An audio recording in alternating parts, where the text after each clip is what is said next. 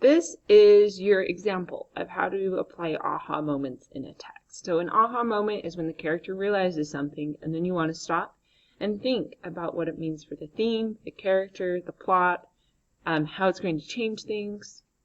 So let's get started. Crash is a novel about a kid named Crash who likes to run. And in these excerpts, we're going to see his interactions with another kid named Penn Webb. It was a sunny summer day. I was in the front yard digging a hole with my little red shovel.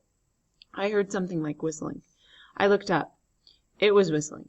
It was coming from a funny-looking, dorky little runt walking up the sidewalk. Only he wasn't just walking regular.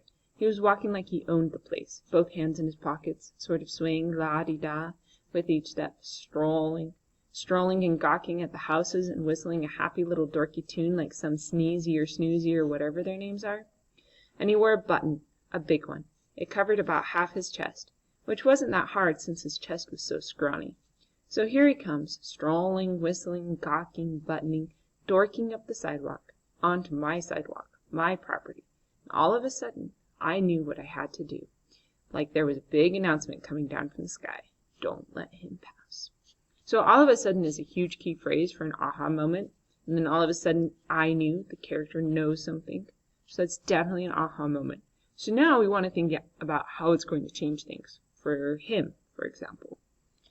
So Crash realizes he doesn't want to let Penn pass. So, how does this change things for Crash? Maybe Crash is going to make a new friend. Maybe he's going to be mean to Penn. How might it change things for the plot? Well, it might be a conflict between Crash and Penn. I don't know how it would connect to a theme or message of the story yet. Okay, so now this next section, flipping it over.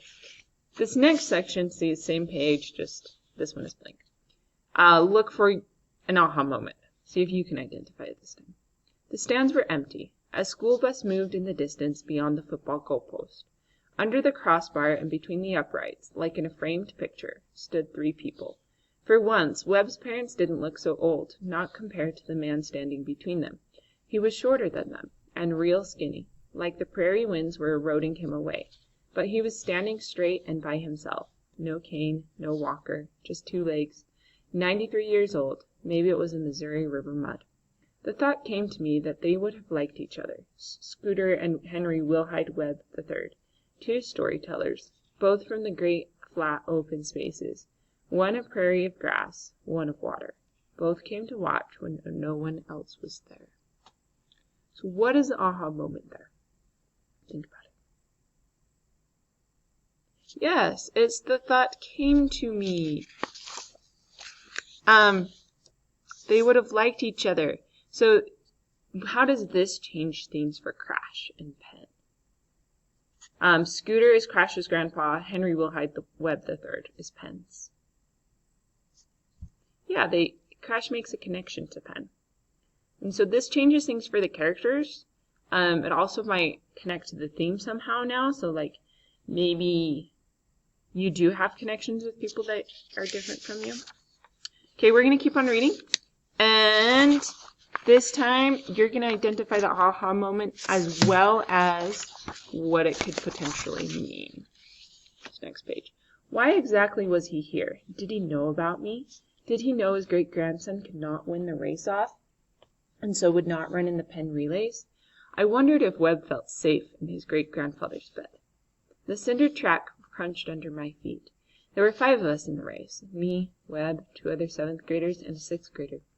The coach put us in lanes. Me and Webb were side by side. Again, he hadn't said a word to me all day. We milled around behind the starting blocks, nervous, shaking out our arms and legs. Everything as quiet as if the coach had already said, ready. The other team members, jumpers, throwers, distance runners, had all stopped their practicing to watch. A single hawk, its wingtips spread like black fingers, kited over the school, and suddenly I saw something. A gift. A gift for a great-grandfather from North Dakota. Maybe for all great-grandfathers. But the thing was only one person could give that gift, and it wasn't the great-grandson. Not on his fastest day alive. It was me. I hated it being me. I tried not to see, but everywhere I looked, there it was, the gift. Okay, so where was the aha moment, and how does it change things?